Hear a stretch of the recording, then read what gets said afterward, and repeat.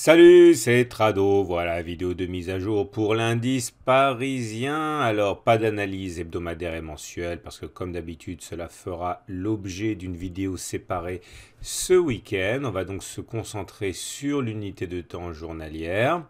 Et également, je vous rappelle que l'objet de l'analyse en live du jour, bien sûr toujours disponible, eh bien, était consacré à Céliade d'une part et à Mauna Kea. Vous pouvez retrouver ces lives en replay juste en dessous de cet article. Alors, on va donc regarder le CAC en données journalières directement.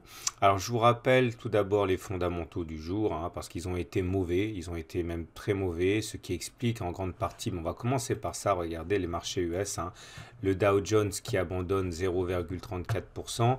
Si on devait terminer comme ça ressemblerait furieusement à un harami baissier qui n'est pas bon, hein, ça il faut le savoir. Et sur le SP500, c'est pareil, hein, on a un harami baissier pour l'instant, on abandonne 0,1%. Mais bon, la séance n'est absolument pas terminée. Mais bon, à l'heure à laquelle je parle, on est toujours en train d'essayer de naviguer pour essayer de compenser les mauvaises nouvelles qui sont apparues aux États-Unis, notamment le fait qu'il y a une convocation, hein, de membres de l'équipe de campagne de Monsieur Trump dans le cadre de l'enquête russe, hein, et ça forcément, tout ce qui est susceptible d'apporter de l'instabilité est fortement appréhendé par les marchés. On a eu ça, puis du côté de l'Union européenne, enfin de la zone euro, on a eu une augmentation de l'euro suite au repli du dollar et qui entraîne toujours la même chose, hein, des difficultés pour les entreprises qui sont exportatrices. Donc c'est le contexte général dans lequel le marché a évolué aujourd'hui. Et je vous rappelle ce que je disais hier. Je disais qu'on avait une étoile du matin ici. Bon, ça c'était clair, bougie rouge, doji, bougie verte, donc un ensemble qui normalement invite à la hausse. Et on avait pour objectif d'aller chercher la M7 et d'aller chercher les 38,2% de Fibonacci. Le problème, c'est que la M7 a bien été touchée, mais elle a fait rempart. Vous le voyez, c'est tout à fait évident. Et du coup, les 38,2% de Fibonacci, qui était le deuxième objectif de court terme, pas forcément pour aujourd'hui, mais bon, l'objectif de court terme quand même, n'a pas été atteint pour l'instant. Idéalement, il faudrait, pour bien s'en sortir, que les marchés US se redressent. Alors c'est ça qui sera bien, hein, quand je serai de l'autre côté de la planète pour faire les vidéos, c'est que je pourrai intégrer les marchés US, hein, ça sera quand même un peu mieux.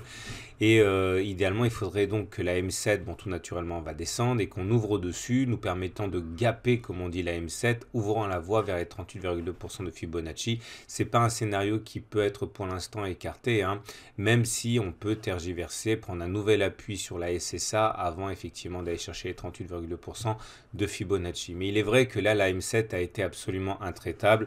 En plus, à la Greenspan, c'est pris les pieds dans la Tenkan ici, hein. On sait très bien que tout ce qui est rempart pour les cours est également un rempart pour la Greenspan. Bon, bref, on n'a pas été aidé. Et comme le titre pas mal de journaux financiers, hein, le rebond a fait long feu.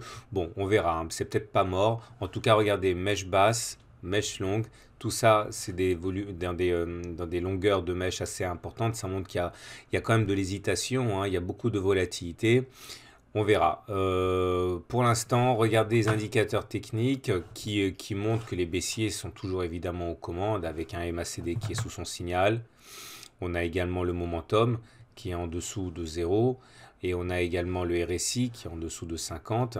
On a toujours potentiellement un signal plutôt favorable qui est la sortie du RSI de sa zone de survente, hein. Je l'ai déjà expliqué, quand on sort de la zone de survente, ben, l'étreinte baissière se relâche et on est dans un contexte plutôt favorable à très court terme.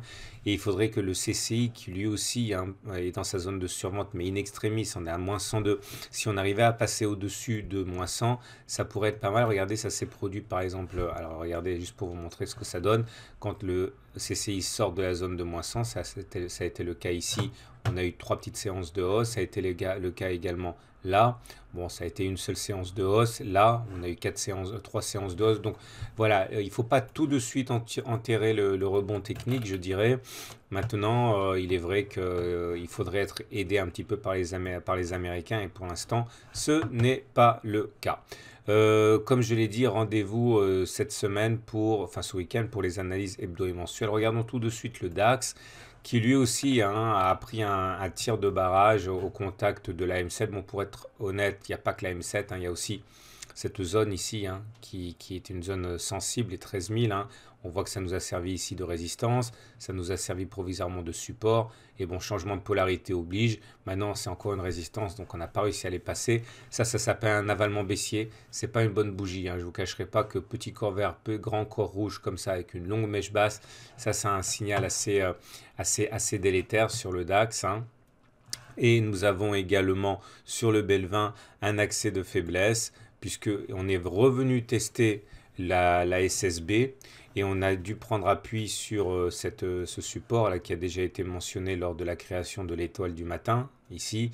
En plus, on fait un T1. Bon, franchement, le Belvin est très très faible. Heureusement, on est toujours dans le nuage, donc en tendance neutre pour l'indice phare belge. Mais bon, on ne peut pas transformer une vilaine bougie en belle bougie. Ça, c'est pas une belle bougie.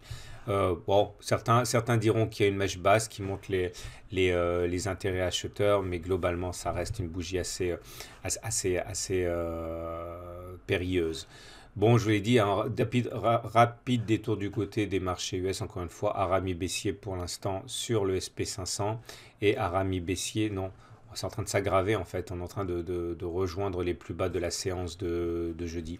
On verra comment ça clôture. Voilà, je vous souhaite une bonne soirée, un bon week-end, je vous donne rendez-vous tout au long du week-end pour plein de vidéos. Et je vous souhaite... Ah oui, regardez, juste un truc, regardez les biseaux comme ça fonctionne bien. Biseau ascendant, l'objectif c'était d'aller chercher les points auxquels on a accroché les points du biseau, les points bas. Là ça a été rallié, donc du coup on peut l'enlever. Et puis également sur le SP500 où on en est pour le biseau. Bon, on n'a pas été chercher le point le plus bas, mais on a déjà été chercher le point intermédiaire. Voilà, donc je disais à demain pour d'autres analyses techniques.